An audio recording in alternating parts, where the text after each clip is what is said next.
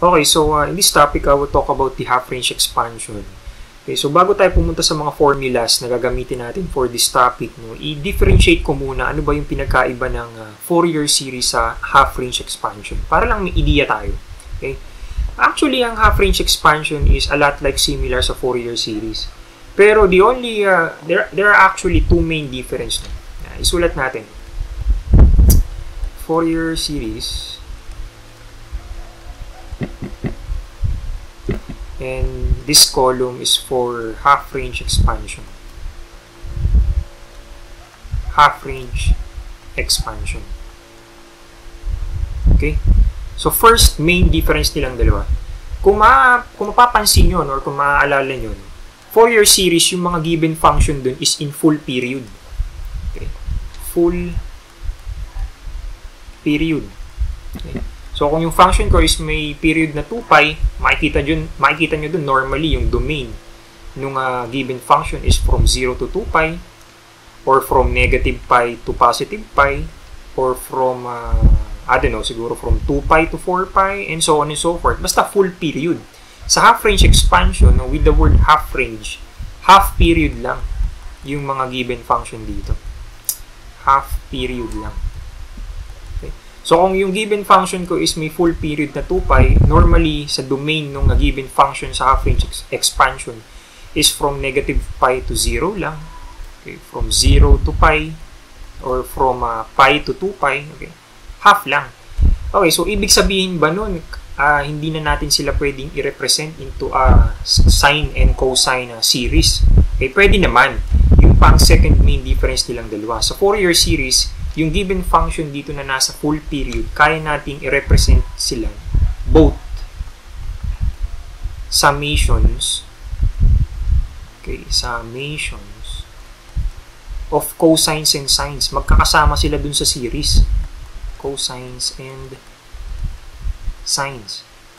While dito, pwede naman, pero hindi natin pwedeng pagsamahin yung cosines and sine. Hindi natin sila pwedeng i-represent into summations of cosines and sine. Pwede, summations of cosines lang. Okay? Either summations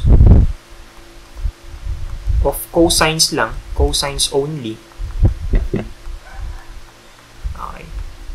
Or, pwede namang summations of sines only. Okay.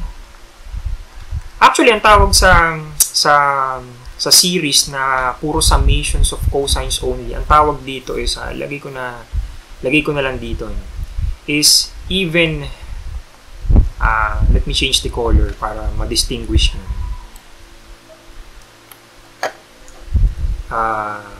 Siguro green na lang. Okay. So, ang tawag sa series na nire-represent natin yung function into a summations of cosines lang, ang tawag dun is even periodic extension. Extension or expansion na lang. Even periodic expansions. Okay? If puro cosines lang yung nandun sa series. If puro sines naman yung nandun sa summation ng series, add periodic extension or add periodic expansion.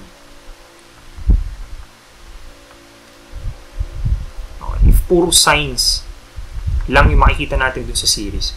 Okay? So ngayon dako naman tayo sa formula ng mga half-range expansion. Okay? So ito yung mga formula for the half-range expansion. So this is the series, yung first series ito, yung f of x equals a sub 0 plus summation from n equals 1 to infinity a sub n cosine n pi x over a. This is for no, even range expansion, or even periodic expansion or extension, parehas lang naman yun. Expansions. Ito naman sa baba, okay, is for odd range expansions. Okay? Mapapansin nyo yung mga formula is halos parehas lang ng Fourier series. No? But kung mapapansin nyo dun sa limit ng integral sign is nahati. Okay, sa Fourier series, yung formula na a sub 0 is from negative L to positive L, yung limit, yung boundary. Since hinati nga natin yung period, okay, mahahati din yung limit. From 0 to L na lang. Same thing for a sub n and for b sub n. Okay, so example tayo. Okay, madali lang to, no? It's actually a unit step function. But hindi ko muna i-discuss yung unit step function. Sa Fourier transform sa susunod na video ko na i-discuss yun. Okay? So, sagutan muna natin to. Ano? Find the odd and even range expansion of the function f of x equals 1 from 0 to 4. Okay? So, kunin muna natin yung ano ba pinakamadali. So, tingin ko yung odd range. Kasi ang kukunin lang natin dun is yung b sub n. Okay? So, ano ba yung formula niya? B sub n. Kunin natin yung B sub n. Okay. Palitan natin ng kulay. Balik tayo sa yellow na lang. So, ang B sub n natin is integral from 0 to L ng f of x sin n pi x over L dx, and then 2 over L. Okay, so madali lang to kasi 1 lang yung i-integrate natin. No? So, substitute natin yung L. Ano bang L natin dito? No? L natin is obviously 4. So, 2 over 4, integral from 0 to 4, f of x natin is 1, sin n pi x over 4 dx. Simple integration, 1/2. So, integral nito is magiging 4 over n pi, okay, negative cosine n pi x over 4, integral from 0 to 4, or evaluating from 0 to 4, 1/2 times negative 4 over n pi cosine n pi times 4 over 4 is just cosine n pi minus cosine n pi times 0 is just cosine 0 or 1.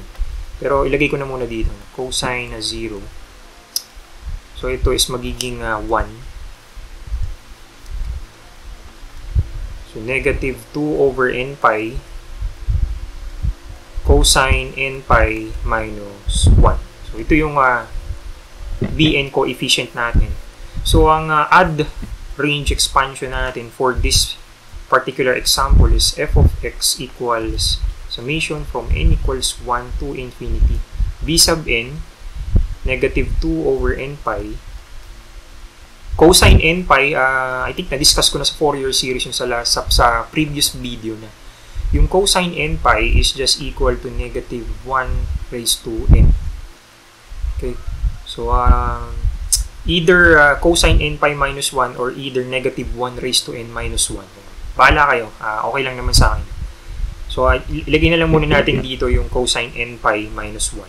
Cosine n pi minus 1 times sine n pi x over L, which is ang L natin is 4. Okay, so ito na yung odd range expansion for the function f of x equals 1.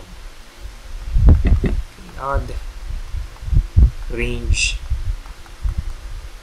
expansion. Okay, next, solve natin yung even range expansion. So, yung even range expansion ay a sub 0, formula natin ay 1 over L integral from 0 to L f of x dx. So, napakadali.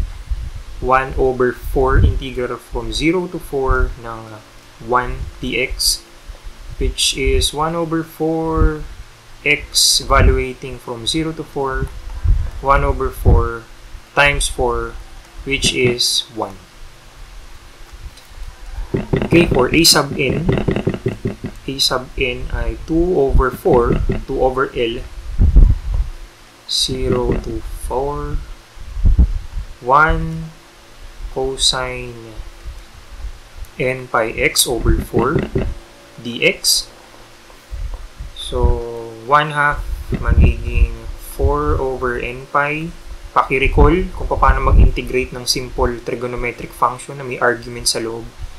Okay, so I think use substitution to. But hindi ko na i-discuss kasi dapat marunong na kayo kasi advanced mathematics na yung tinitake nyo ngayon.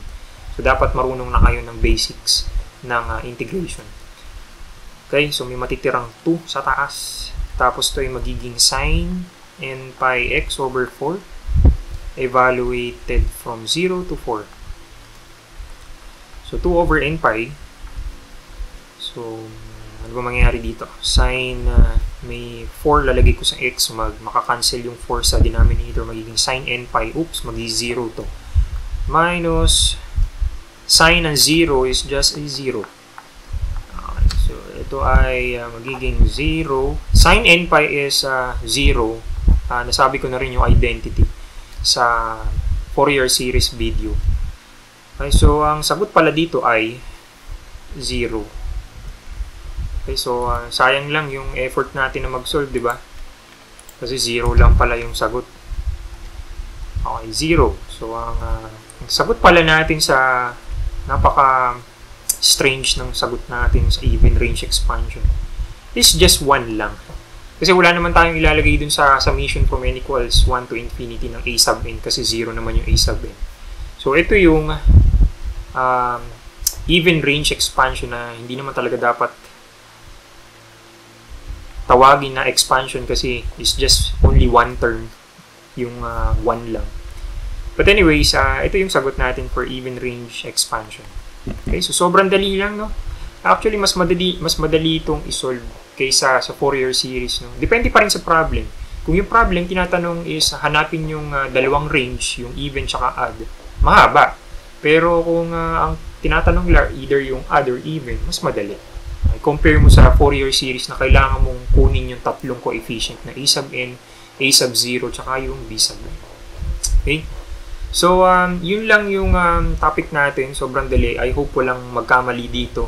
Okay? So, yun lang. And as always, thank you for listening and God bless.